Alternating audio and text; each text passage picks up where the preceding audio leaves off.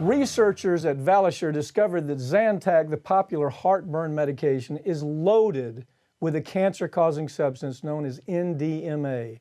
They first notified the FDA about this in June of last year, but just in keeping with the FDA, they did nothing about it. The FDA slept on this issue, and now it's killing Americans. Joining me to talk about this is Daniel Nye. Daniel, let's start at the top. What's the Zantac problem? Well, Zantac breaks down inside of the body. It's an unstable molecule. It breaks down inside of this toxin called NDMA. And NDMA is a radical, terrible toxin. It causes cancer in numerous organs inside of the body. You know, when they're doing animal studies and they want to induce an animal with cancer, the toxin a la choice is often NDMA, just because of how quickly it can induce a cancer, and it can induce a cancer at every site. Okay, put it in perspective. We're not talking about small amounts. As you point out, this is a chemical that when a scientist wants to make an animal induce cancer in an animal, this is their go-to chemical. That's right. Now, there's a number that of course, I trust nothing that the FDA says. This is the most dysfunctional, it's almost a useless entity. But they say, well, it's 96 nanograms is going to be okay. But tell me how many nanograms we're talking about with this. Well, there's multiple different options out there, or theories that we're still trying to gather a little bit more information about. You know, the petition from Valisure showed that it may break down into as many as 4 million nanograms. 4 million. Right. There's another, but that's with heating the sample. There might be some issues recognizably with that. But the other issue is when it goes inside of the body and it's combined with nitrates, a high nitrate diet, like if you're eating pizza at the same time as taking your NDMA, they've shown also that under simulated testing that it may be hundreds of thousands of NDMA breaking down there. The FDA has even only tested the pill itself and found high nanograms of NDMA in the pill itself. Okay, let's back up on all that. Okay, First of all, we know we can begin here. That we know GlaxoSmithKline, if I'm betting the farm on it, they phonied up results from clinicals. I see it almost every case that I handle. Well, along those lines, Pap, in the 1980s, GlaxoSmithKline had a Glaxo back then, because keep in mind, Glaxo wrote on the back of Zantac. That's right. That's their moneymaker. That's how it became GlaxoSmithKline. Right. They forced the merger because they were in superior position without Zantac. I don't know if they'd even be in the name. Right. You know, but they knew back in the 1980s that combined with the high nitrate diet, that it would break down into NDMA. Let's talk about, so right now we know we're way above the acceptable level of 96 nanograms. Right. We're maybe 3,000, maybe 4 million. Right. The argument is that we're hearing from the other side is, well, that's only when it's heated up. The point is, we know this, when the Zantac goes into the human body and it combines with nitrates, as you're saying. That's right. Nitrate is something you can get from smoked sausage, you can get it from look, food is packed with nitrates. Right. Bacon has more than you can count. When you combine bacon with a Zantac pill, those numbers can hit 3,000, 4,000, 5,000. That's what this is showing right now. Absolutely. Okay, so that's the first part of it. The second part of it is that the company has known about this for a very long time. And the FDA has known about it for a very long time and done nothing. How long did it take the American FDA to react after this was already pulled off the market around the world? Well, FDA was the 43rd country to actually take definitive action. Okay. We have countries out there like Guam and Singapore taking definitive action before the FDA. They slept on this, like they've slept on many other projects, as we know. Tell us why, in this case, the FDA, they had to save face. That's what I remember about it. They had to save face. Tell us that story. Well, the FDA tested the pill itself, so they can see that there are hundreds of nanograms in the pill. And so once you even have hundreds of nanograms, that's over the threshold level of 96. And the way that it actually started out is even our pharmacies understood what a catastrophic problem this was. They pulled it off the shelves. Even the generic medication suppliers and now Sanofi, they all pulled it off the shelf. So really, they all acted in the U.S. Well before the FDA took definitive action. Okay, Sloan Kettering, probably one of the most important cancer research hospitals in the world, comes out and says, we did the study, it scares the bejesus out of us.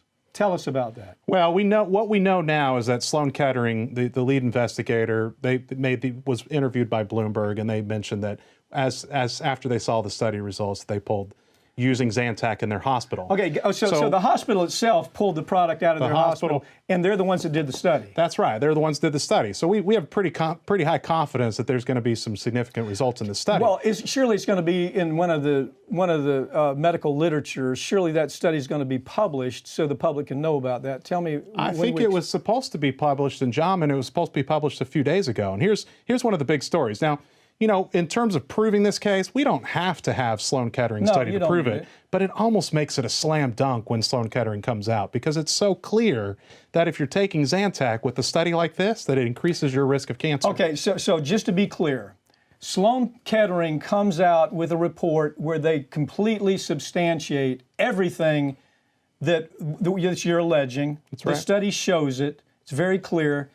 But nevertheless, even though that study most of the time would be published in like the JAMA or one of the medical pieces of literature, it's not showing up yet. That's right. And if I'm guessing, because I've seen this before, I've seen the FDA get involved and hush a story. I've seen the lobby, the pharmaceutical lobby, work together with the FDA to make a story go away. Is that what's happening here in your estimation? Well, we've seen on numerous of these science blogs online that it's already leaked that JAMA pulled the study preemptively. We don't know why. You know, I hope, Pap, that it's just to look at it and see if it's more accurate and just, you know, give it a little bit more vetting and make sure that the findings are robust. But we've seen this time and time again. We've seen this in past projects where the company or the FDA tries to figure out a way to bury a study. And I'm concerned that's what here we're talking about a product that causes cancer. There's no question. I mean, anybody that says, no, there's no relationship between NDMA and cancer is an idiot. Right. Where do you find a scientist that comes out and says, yeah, that the pill itself generates the chemical NDMA? You understand what I'm saying? Yeah. NDMA, it's not contaminated with NDMA. Right. It goes into the body and synergistically creates the chemical NDMA, which is the chemical that scientists use when they want to promote cancer in a laboratory animal. Right. And this is thousands of times higher than even the FDA's number, which is 96. It's thousands of times higher than that. Right. And so here we are right now. My supposition here, I'll bet on this all day long, and when we do the discovery on this and take the depositions, what we will show, I promise you, will be that lobbyists for the pharmaceutical industry and the FDA worked together to suppress the Sloan Kettering study. I promise you that'll happen. Not only the Sloan Kettering study, but other studies. Tell me what's the best support for Zantac and its cause to cancer? What do you rely on? Well, we know that Zantac breaks down inside of into NDMA. Even the FDA has already known that there are some levels that it's breaking down. So that alone, there's a mountain of literature in terms of animal studies, in terms of human dietary studies, in terms of occupational exposure studies that show that NDMA causes cancer. But we also even have a few studies that were done back in the day, not understanding that NDMA was breaking down inside of the body, but done back in 2008, showing an increased risk of breast cancer for people who are taking Zantac. And also we've seen an increase in the risk of bladder cancer. Bladder, colon, stomach. What do people need to be really aware of? If they've been popping, look, there's people that pop Zantac all day long because they have acid reflux, they've got ulcers, the doctor says, yeah, take as many as you want, and they pop them like candy. What should they be conscious of? Well, I think some of the main cancers we're going to see bladder cancer, kidney cancer, colorectal cancer, stomach cancer.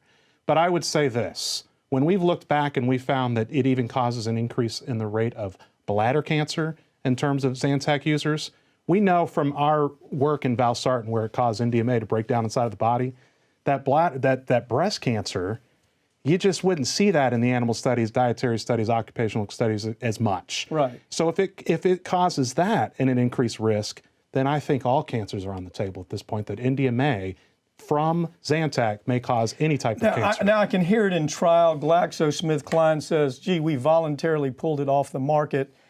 Truth is, when should they have known and put this relationship together and not put any more people at risk? As you look at the facts of this case, when should that have been done? Clearly in the 1980s. They were also warned internally that this should at the very least, it should be marketed with a warning to not take Zantac at the same time as eating, especially with a high nitrite diet. But they did the exact opposite. Their campaign was to show that you could take Zantac at the same time as a high nitrite diet so that you wouldn't have the heartburn and you would be able to eat whatever diet you wanted to, clearly against what their own internal scientists were telling in them. about 30 seconds, what are their defenses right now? What are they saying? I mean, obviously they know this is a multi-billion-dollar problem for them. I mean, because just the calls that you're getting from people, they're staggering numbers, aren't they? Very staggering numbers. I mean, at this point, we have thousands of clients already internally. But if I look at the scope of this problem, I mean, Zantac was the most popular pill on the market back in the 1990s, and still popularly prescribed even as 2016 had 15 million users at that time. 15 million. Very popular, common drug. And what we think is that there are going to be many people who got cancer as a result of taking Zantac. Yeah, and people think it's like taking aspirin. There's no problem here. Because that's what their doctors think, because the doctors haven't even been educated really about the NDMA relationship. That's right. Daniel, give them hell. This is an ugly, ugly case. Stay in there and fight them. Absolutely. Thanks for joining me, okay? Thank you. Finally tonight, some good news. A district judge last week refused to dismiss several charges against celebrity lawyer Michael Avenatti. As he awaits the start of his trial, Avenatti has attempted to get 2 charges of extortion and charged for defrauding a client dismissed. These charges are related to the alleged extortion scheme that Avenatti had against Nike.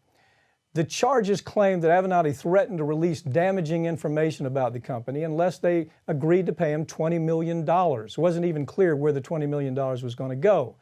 The judge in the case understood that Avenatti has to face the music for his actions, and this case is going to proceed to trial later this month. In addition to extortion charges against Avenatti, he's also been accused in separate cases of stealing millions of dollars from a disabled client, stealing money from a book advance his client received, as well as wire fraud, tax fraud, embezzlement. In total, Avenatti has been hit with 36 different charges. Avenatti represents all of the ugly caricatures of trial lawyers that corporations have been trying to push for years. His greed and arrogance are going to be used as an attack on all lawyers for years to come. But if these charges can just stick, we'll at least have one less bad lawyer out there bringing down the reputation of the legal profession. That's all for tonight. Find us on Twitter and Facebook at facebook.com/RT America's Lawyer. You can watch all RT America programs on DirecTV, Channel 321, and also stream them live on YouTube. I'm Mike Papantonio, and this is America's Lawyer, where every week we tell you the stories that corporate media is ordered not to tell because their advertisers won't let them. Have a great night.